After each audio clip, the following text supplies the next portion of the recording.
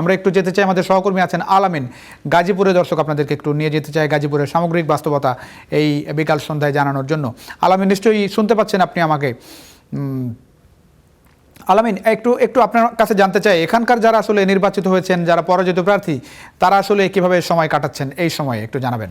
গাজীপুর যে 5টি সংসদীয় আসন, সেখানে 4টিতেই বিএনপি জয় পেয়েছে এবং একটি মাত্র আসনে সেখানে জামাতের প্রার্থী অর্থাৎ দাঁড়িপাল্লা প্রতীকের প্রার্থী জয়ী হয়েছেন। আমরা সকাল থেকেই তাদের সংবাদ সংগ্রহ করছিলাম, তাদের কারো প্রতিক্রিয়া নিচ্ছিলাম, কিন্তু আমি এখন যেই জায়গাটাতে দাঁড়িয়েছি আপনাকে একটু ভিন্ন খবর দিতে চাই। অর্থাৎ সাধারণভাবে সকাল থেকে বা গতকাল থেকে আমরা প্রার্থীদের পেছনে ছুটেছি, কিন্তু যারা আসলে ভোটাধিকার প্রয়োগ করেছেন, যারা প্রার্থীদেরকে নির্বাচিত করেছেন সংসদে যাবার জন্য, আমি তাদের কাছে আবার ফিরে আসতে চাই, তাদের প্রতিক্রিয়াটা জানতে চাই এই নির্বাচনের পর। আমি এখন যে জায়গাটিতে দাঁড়িয়ে আছি এটি গাজীপুর, একেবারে গাজীপুরের শেষ প্রান্ত।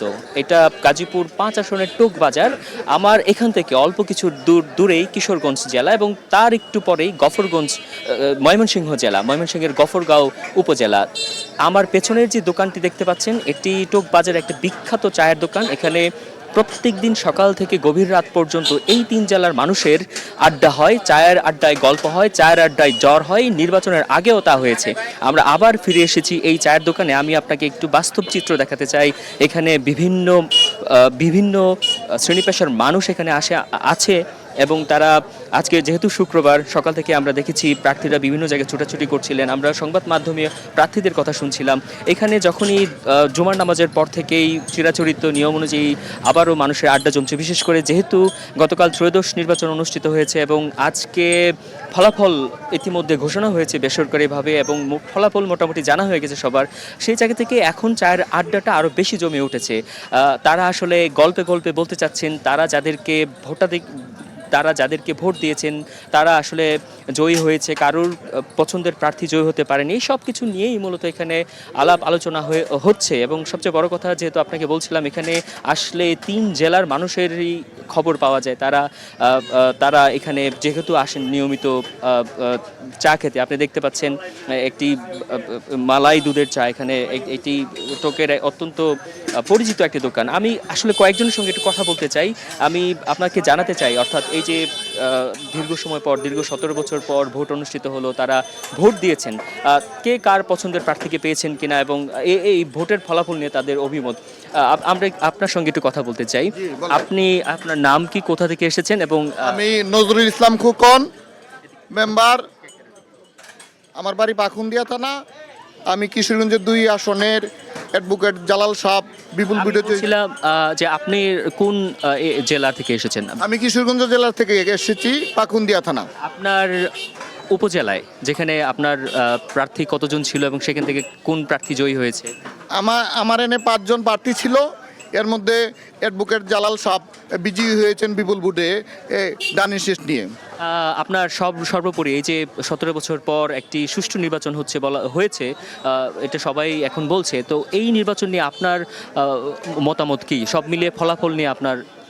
সব মিলিয়ে এই ফলাফল ভালো এবং দেশ যাতে সুন্দরভাবে চলে এবং খেটে খাওয়া মানুষ যাতে শান্তিতে থাকতে পারে, এই আমার আশা। শুনছিলাম এই যে যারা ভোট দিয়েছেন, মূলত এই ভোটারই তো তাদের প্রার্থীকে পছন্দ করে পরবর্তীতে সংসদে পাঠায় এবং সেখান থেকে তাদের যে এলাকার উন্নয়ন সেটা নিয়ে আসে। আমরা আরও কয়েকজনের সঙ্গে একটু কথা বলতে চাই। আপনার সঙ্গে একটু কথা বলতে চাই। আপনি কোত্থেকে এসেছেন? এবং আমার বাড়ি কিশোরগঞ্জ কটিয়াদি থানা। আপনার এলাকায় যিনি জয়ী হয়েছেন তার কাছে আপনার প্রত্যাশা কি? আমাদের যে কটিয়াদির পাকুন্দিয়া যে 2 থানার এমপি হয়েছে অ্যাডভোকেট জালাল ভাই, উনি প্রার্থীর কাছে আপনাদের প্রত্যাশা কি এলাকার উন্নতি? প্রার্থীর কাছে আমরা ভালো যে আশা চাই।